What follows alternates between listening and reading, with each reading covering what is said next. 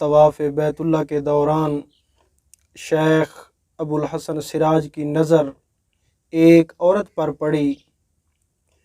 وہ نہایت حسین و جمیل اور خوبرو تھی۔ حضرت شیخ ابو الحسن سراج نے اپنے آپ سے کہا، با خدا میں نے آج تک ایسا حسین و جمیل چہرہ کبھی نہیں دیکھا، شاید یہ اس کی خوشحالی اور فکر و غم کی آزادی کی وجہ سے ہو۔ عورت نے شیخ کی بات سن لی۔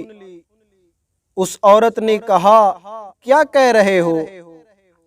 واللہ میں غموں میں گرفتار اور فکروں سے زخمی ہوں اور کوئی میرے ساتھ میرا غم بانٹنے والا نہیں ہے۔ شیخ نے کہا، تجھے کیا غم ہے؟ وہ عورت بولی، میرے شوہر نے ایک بکری ذبح کی، میرے 2 چھوٹے بیٹے آپس میں کھیل رہے تھے، ایک شیر خوار بچہ میری گود میں تھا، میں کھانا پکانے میں مصروف تھی۔ دونوں بیٹوں میں سے جو بڑا تھا چھوٹے کو کہنے لگا، آؤ میں تمہیں بتاؤں ابا جان نے بکری کو کیسے ذبح کیا۔ چھوٹے نے کہا، ہاں بتاؤ۔ بڑے بیٹے نے چھری اٹھائی، اپنے چھوٹے بھائی کو زمین پر لٹایا، اس کی گردن پر چھری چلا کر اسے ذبح کر دیا۔ جب بھائی کا خون دیکھا، اسے تڑپتا ہوا دیکھا تو پہاڑ کی طرف بھاگا اور پہاڑ پر چڑھ گیا۔ اس کا باپ اس کی تلاش میں پہاڑ پر گیا مگر اسے نہ پا سکا، کیونکہ اس بیٹے کو بھیڑیا چیر پھاڑ کر کھا گیا تھا۔ میرا شوہر بھی پہاڑ سے زندہ واپس نہ آ سکا،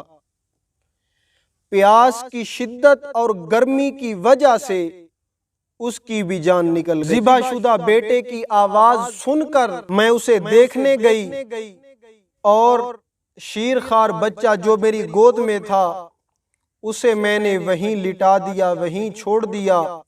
اس نے اپنے اوپر گرم ہانڈی اڈیل لی اور جل کر راکھ ہو گیا۔ میرے ان تمام بچوں میں سے بڑی ایک بیٹی تھی جو کہ شادی شدہ تھی اور وہ اپنے گھر رہتی تھی۔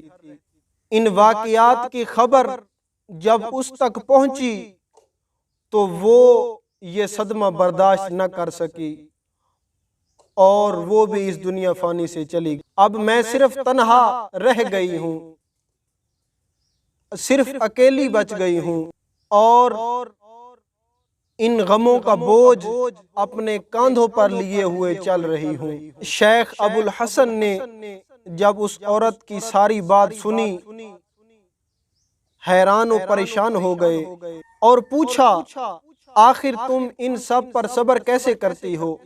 اتنا کچھ ہونے کے بعد آخر تم نے صبر کیسے کیا؟ عورت نے جواب دیا، جو بھی صبر اور بے صبری کو الگ الگ کر دے اسے دونوں کے درمیان ایک نمایاں راہ مل جاتی ہے۔